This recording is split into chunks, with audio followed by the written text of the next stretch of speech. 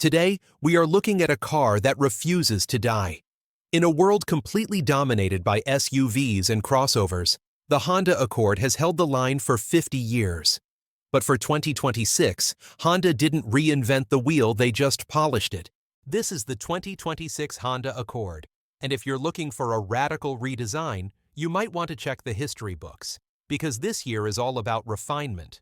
We've got new standard tech that actually matters, a tougher look for the mid-range trims, and thankfully we still have a price tag that makes sense. But with the Toyota Camry going all hybrid, and the Hyundai Sonata looking like a futuristic spaceship, is the Accord still the default choice for a daily driver? Or is it resting on its laurels? Let's find out. First things first, let's talk numbers. Because inflation is real. But Honda is playing nice this year. If you just want to get in the door, the entry-level LX starts right around $29,500. That gets you the keys. The sweet spot for the gas-only models is the new SE trim, which replaces the old EX, sitting at about $31,000. But here is the reality check. If you want the battery assist, and trust me, you do. The Sport Hybrid jumps to roughly $35,000. And if you want to go all out, the fully loaded Touring Hybrid will set you back just over $40,000. That is a very competitive spread. But here is the kicker. You don't need to spend $40,000 to get the good tech anymore. The biggest complaint about the old base Accords was that tiny, calculator-sized screen. That is gone. For 2026, all trims, even the base LX, now come standard with the larger touchscreen, wireless Apple CarPlay, wireless Android Auto, and a wireless phone charger. Yes, guys, finally. No more cables cluttering up your center console. Also, if you look at the SE trim, it used to look a bit like a rental car. But now, it gets these aggressive 19-inch black machined wheels. It completely changes the stance of the car. It looks mean, and it fits right in with the blackout trend we're seeing everywhere. Now, let's pop the hood and talk about performance.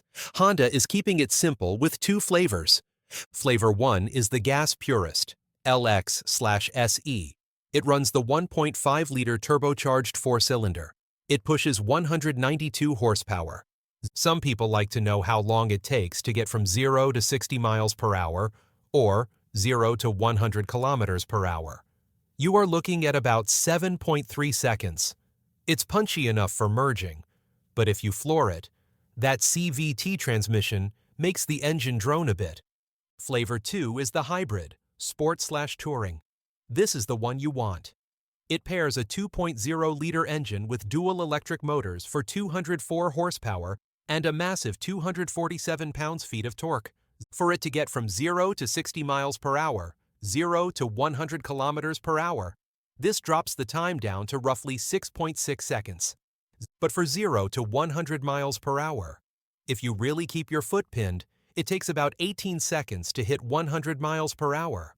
The bottom line, it is not a drag racer. You aren't going to beat a Tesla at a stoplight. But because of the electric torque in the hybrid, the 5 to 60 rolling start feels instant. It has plenty of passing power for the highway. That torque figure is why the hybrid wins. Electric motors give you that instant shove off the line. It feels faster than the numbers suggest, and it is silky smooth. Plus, in the EXL trim, you are looking at up to 48 miles per gallon combined. That is unbelievable range for a car this size. Moving to the inside, I'm 6 foot tall, and the space in here is ridiculous. The Accord has nearly 41 inches of rear legroom. That is class-leading. You could literally cross your legs in the back seat. If you drive Uber or have tall teenagers, this is your car. Now let's talk about something Honda used to struggle with: material quality. Honestly, the 2026 Accord feels more premium than it has any right to be. The star of the show is this metal honeycomb mesh that spans the entire dashboard. It hides the air vents, and the joystick-style knobs have these satisfying, clicky tactile feedback. It feels very Audi-like. Here is the breakdown on materials. LX and SE. You are getting cloth seats. They feel durable, but they are cloth. Sport Hybrid. You get a unique sport fabric. EXL in Touring. This is where you get the genuine leather-trimmed seats. The touch points. Your elbow rests, the steering wheel, the door uppers, are all soft-touch materials. However, if you start poking around your knees or the lower door panels, you will find some hard, scratchy plastics. It's not a luxury car, but for a daily commuter, it feels built to last 1,000,000 miles. The seats are supportive, and the visibility is fantastic. The A-pillars are thin, so you can actually see where you're turning. However, I do have one gripe. Honda, we need to talk. Why are ventilated seats still locked behind the top-tier touring trim? It gets hot out here.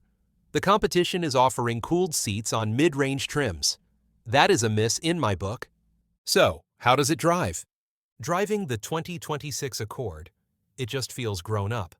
The steering is light but accurate, classic Honda. The suspension absorbs bumps way better than the Camry SE, which can be a bit stiff. In the hybrid, the transition from electric to gas is almost seamless. You barely hear the engine turn on unless you really stomp on it. It's quiet, composed, and boring in the best possible way. It lowers your blood pressure during rush hour. So, the final verdict. Is the 2026 Accord worth it? If you are looking for pure excitement, go buy a Civic Type R. But if you want a car that does everything well, commutes, road trips, grocery runs, and retains its value like gold, this is it. My advice? Skip the LX. Stretch your budget for the Sport Hybrid. For about $35,000, you get the better engine, the better MPG, and the cooler looks. It is arguably the best daily driver on the market, period. But I want to hear from you guys. Would you take this over the all-hybrid Toyota Camry? Let me know in the comments below. Don't forget to hit that like button if this helped you out, and